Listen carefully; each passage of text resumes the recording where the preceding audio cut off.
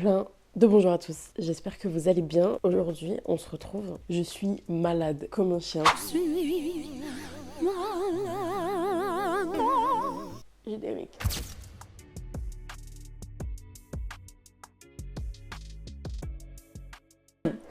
Bon, du coup, vous excuserez le nez rouge et la voix rock. On n'aime pas. Voilà, c'est chacun son dos au final. Bon, si t'as cliqué sur cette vidéo, c'est que tu galères. On est ensemble. Si tu te sens genre prisonnier ou prisonnière avec la nourriture, t'es tombé sur la bonne vidéo. En passant de ces pensées constantes qui tournent autour de ton corps, de ce que tu manges, de ce que tu ne manges pas. Moi aussi, je suis passée par là et je passe encore par là. Donc laisse-moi te donner les conseils qui m'ont permis d'améliorer ma relation avec la nourriture. Je ne dis pas que j'ai eu la victoire 100% sur mes TCA, mais une grande majorité. Je me sens quand même vachement plus à l'aise avec la nourriture qu'à une certaine époque. Du coup, tu vas écouter Tata, tu vas prendre un café, tu vas prendre des notes, c'est tout ce qui va se passer, d'accord? Moi aussi, j'ai pris mon petite note comme d'habitude, parce que je pas révisé. Laisse-moi juste te dire que t'es pas seule. Donc bien évidemment, je n'ai aucune solution miracle pour vaincre tes TCA à la fin de cette vidéo. Je vais te permettre de, toi aussi, au fur et à mesure du temps, améliorer ta relation avec la nourriture parce que tu vas appliquer ce que je vais te donner dans cette vidéo. C'est ce qui, moi, en tout cas, m'a aidé. Ok, étape 1, comprendre ce qui se passe. Radical. La première chose, c'est arrêter de se mentir. Moi, pendant très très longtemps, j'ai cru que c'était normal. J'ai cru que tout le monde avait cette relation-là avec la nourriture. Bah non, en fait, genre, non. Avoir ce besoin constant de se remplir à chaque repas, voire même entre les repas, c'est pas normal. Alors personnellement, je fais de l'hyperphagie. Je suis hyperphage. Comme j'aime bien dire dans mes vidéos, je suis TCAteuse. J'ai fait une vidéo il y a pas longtemps où j'explique la différence entre la boulimie et l'hyperphagie. Je te la mets ici, comme ça tu pourras aller voir un peu plus en détail. J'ai passé 5 jours en essayant de ne pas avoir de troubles alimentaires, ce qui est pour moi un défi. Tu verras si j'ai réussi ou pas. Donc je sais plus ce que j'étais en train de te raconter. Oui, qu'en fait je me mentais à moi-même, à me dire que c'était une mauvaise passe, à me dire que ça allait passer, à me dire que j'étais en train de gérer alors que j'étais complètement ailleurs. Mais le truc quand t'es dans le déni, c'est que tu restes coincé dans un cercle vicieux interminable. Prends le temps de te demander pourquoi je fais ça. Est-ce que c'est pour contrôler quelque chose? Est-ce que c'est parce que je me sens nulle? Est-ce que c'est parce que je suis énervée? Est-ce que c'est pour anesthésier les émotions? Ça fait mal de répondre à ces questions. Je sais. Et crois-moi, ça change tout. En vrai, moi, c'est un truc qui m'a pas aidé, mais je sais qu'il y en a beaucoup qui écrivent sur le moment s'ils ont envie de compulser, s'ils ont pas envie de compulser, s'ils se sentent mal. Moi, j'ai pas réussi, c'est pas trop mon délire de d'écrire, mais si ça peut t'aider et que tu n'étais pas au courant, tiens, étape 2. C'est mieux.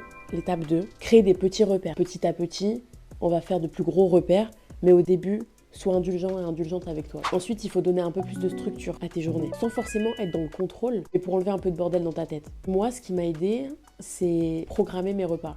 Alors pas forcément à des heures fixes, mais à les préparer en avance. Ça veut dire que, imaginons, je suis à l'école, je rentre, je me tape le pot de Nutella parce qu'il n'y a rien de préparé. Alors que si j'avais fait un bon petit goûter, je pense que je n'aurais pas craqué sur le pot de Nutella. Tu vois. Et c'est pareil, quand tu rentres du travail, t'as faim le soir, tu vas te faire quoi? Tu vas commander Uber Eats. Alors que ça se trouve, t'avais un plat dans ton frigo, tu vois. C'est deux façons de voir la vie. 4.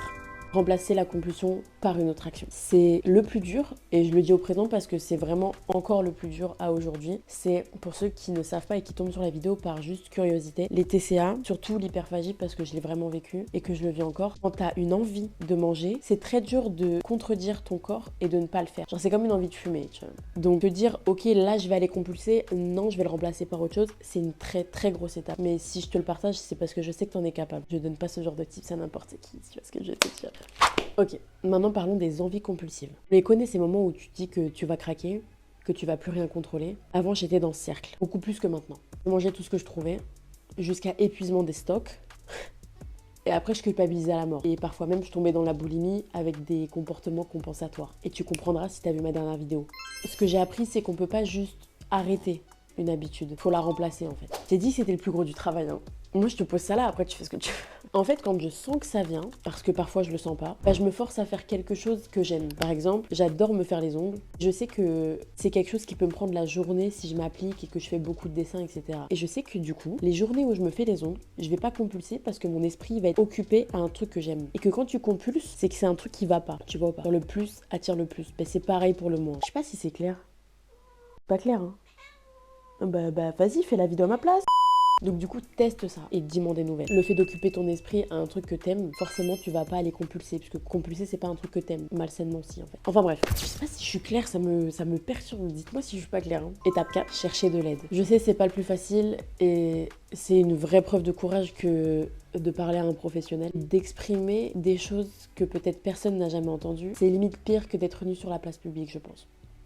Si pour l'instant, t'arrives pas à aller voir un professionnel ou que t'as pas les moyens, tu peux en parler autour de toi. Tu peux par exemple en parler à ton chien, en parler à des proches, des amis, même des professeurs peut-être avec qui tu t'entends bien. Moi personnellement, juste le fait de me livrer, ça m'aide. Ça m'évite aussi parfois quelques compulsions. Qu'est-ce qu'il y a? T'évites des compulsions à toi aussi? Et je vais être honnête, mais j'ai mis beaucoup d'années à aller voir un professionnel parce que j'ai une histoire, j'ai un background. J'ai une histoire qui me permet pas de croire en la confiance des autres et encore plus des personnes que je ne connais pas comme des professionnels qui sont vraiment étrangers à ma vie quoi. Et à un moment donné tu te dis bon, vu au point où j'en suis, raconter ma vie à quelqu'un que je connais pas, c'est pas si grave. Au pire il va m'aider. Mais c'est vraiment une étape qui peut changer ta vie. Étape 5.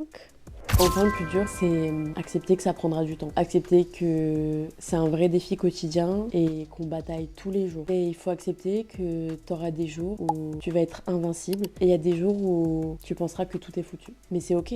Ça fait partie du process. Moi, je pensais que si je craquais, ça voulait dire que j'avais tout foiré. Parce que pour moi, la victoire, c'était une ligne continue. Et en fait, pas du tout. Quand tu prends un graphisme, tu vois qu'il fait ça. En fait, quand tu zoomes dans le graphisme, il y a des petits bas, hein. Il y a même des grands bas, sauf qu'au total, c'est des choses qui ne se voient pas. Ce qui compte, c'est pas de tomber, mais c'est de se relever en fait.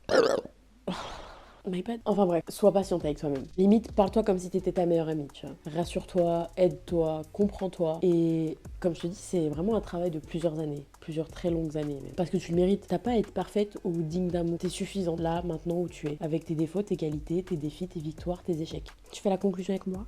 Eh bien, si t'es encore là, merci. Merci d'avoir pris le temps de m'écouter jusqu'au bout. Merci d'avoir pris ce temps pour toi-même, d'avoir écouté les conseils, parce que tu le mérites encore une fois. Alors juste pour récapituler, comprends ce qui se passe. Crée-toi des petits repères, remplace tes compulsions, cherche de l'aide, sois bienveillante avec toi-même. Rien de tout ça est facile, je sais. Mais chaque petit pas compte. Donc si cette vidéo elle t'a aidé, dis-moi en commentaire quel type de TCA tu as et depuis combien de temps ça fait. Si cette vidéo t'a aidé, n'hésite pas à t'abonner, à liker. Et surtout, ce qui m'intéresserait, ce serait que tu partages ton expérience. Ça m'intéresse de savoir que ma communauté, elle est comme moi, un peu spéciale, un peu différente. C'était très chelou ce que je viens de faire. Enfin bref, si ça te dit et si tu te sens, dis-moi en commentaire. Et je serais ravie de répondre ou même d'échanger avec toi. Parce qu'on est une communauté et tu vis pas ça seul. Et vraiment, je te le dis droit dans les yeux, dans l'objectif du coup. Mais personne n'a traversé ça seul. Et je l'ai vécu et c'est horrible. Quand j'ai compris que j'étais pas seule, c'est là où ça m'a aidé. Merci d'être là, merci d'être toi. Et nous on se retrouve mardi prochain à 18h. La voyure. J'espère que ça a filmé. Hein. Tu en dis quoi? Mon bébé.